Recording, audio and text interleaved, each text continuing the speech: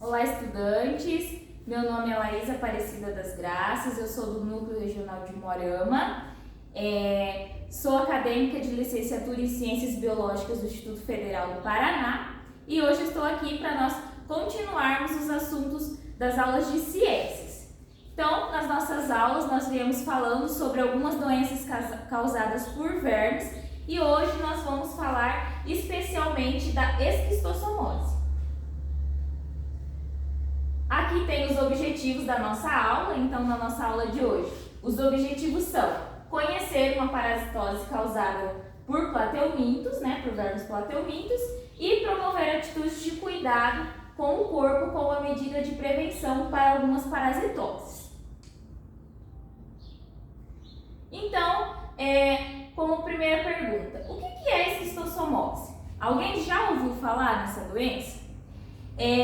Um detalhe, olha aqui nessa imagem, como nós podemos ver, esse homem ele se encontra então com a barriga aumentada, com aumento de tamanho, aumento de volume.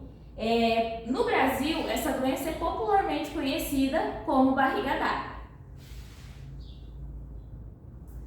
Então, a esquistossomose ela é causada por plateumintos, por vermes plateumintos da classe Trematoda, e ocorre em diversas regiões do mundo. E aqui no Brasil, o responsável por essa doença é o Schistosoma mannsoni. Aqui nós temos a imagem, aqui apontada para o macho, e aqui a fêmea. Agora nós vamos falar da taxonomia.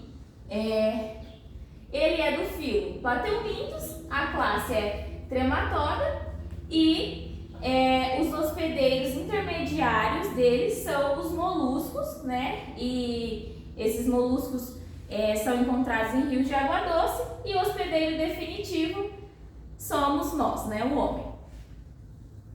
Então aqui só para reforçar, este tem a espécie humana como hospedeiro e os caramujos de água doce do gênero Biofilaria como hospedeiros intermediários. Agora nós vamos falar um pouquinho do histórico.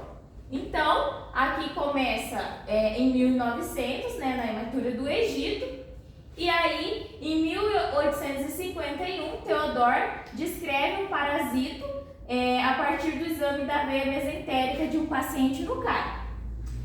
Aí, depois disso, o Patrick, em 1902, descreve ovos com espinho lateral encontrados nas fezes de um paciente na Índia. E Pirajá, em 1904, descreve ovos com espinho lateral encontrados nas fezes de pacientes na Bahia, que já é aqui no nosso país. E o Leiper, em 1915, estabelece o ciclo biológico, então. Então, agora nós vamos falar um pouquinho do ciclo biológico. Então, onde que começa? Primeiro aqui, os ovos liberados do humano, contaminados, então eles são liberados tanto pelas fezes quanto pela urina. Então, esses ovos aqui, eles eclodem e liberam os miracídios. Depois, os miracídios penetram nos tecidos dos caramujos, dos moluscos, e nos moluscos os esporocitos se multiplicam por várias gerações, E depois as cercárias são liberadas do caracol e caem na água. E depois disso, então, o homem entrando em contato com essa água contaminada, o que vai acontecer? As cercárias vão penetrar nessa pele, E lá dentro já do organismo, elas perdem a cauda, transformam-se em xistossomulas e vão para a circulação sanguínea. Da circulação sanguínea, elas migram para o fígado, onde ficam adultas. E aí, do fígado, os pares adultos migram elas podem migrar tanto para as veias mesentérias do intestino e reto, e aí elas vão depositar ovos junto às fezes, ou elas vão plexo venoso da nossa bexiga urinária, onde os óvulos são eliminados na urina. Então esse ciclo ele vai se repetindo. Aqui eu tenho a imagem, né, do miracídio, e aqui é o caramujo aí do gênero Biofilata. Aqui, quando eu falei ali das cercárias, então são as larvas. Então essas larvas, né, que são denominadas cercárias, elas se desenvolvem e são liberadas na água.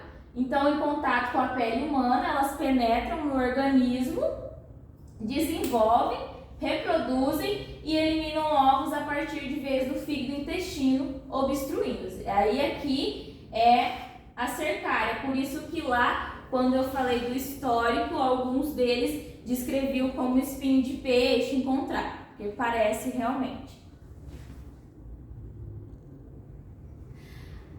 Aí você deve estar perguntando, tá, mas quais são os sintomas? Então, a maioria dos portadores dessa doença são assintomáticos. No entanto, quando o paciente chega na fase aguda, infectado por esquistossomose, ele pode apresentar diversos sintomas, como ele pode apresentar febre, dor de cabeça, calafrios, suores, fraqueza, falta de apetite, dor muscular, tosse e diarreia. Já na forma crônica da doença, então a diarreia, ela se torna mais constante, né? Alterna com a prisão de ventre e também pode ter o surgimento de sangue nas fezes. Além disso, o paciente ele pode apresentar outros sinais, então ele pode apresentar tontura, ele pode apresentar a sensação de plenitude gástrica, pode apresentar prurido, que é coceira anal, pode apresentar palpitações, pode apresentar impotência, emagrecimento e o endurecimento e aumento do fígado. Então aqui, nessa imagem está representado aí nos casos mais graves, né, em que o estado do paciente piora, com emagrecimento, fraqueza acentuada e aumento do volume do abdômen, conhecido popularmente como barriga d'água, como está representado aqui nessa imagem.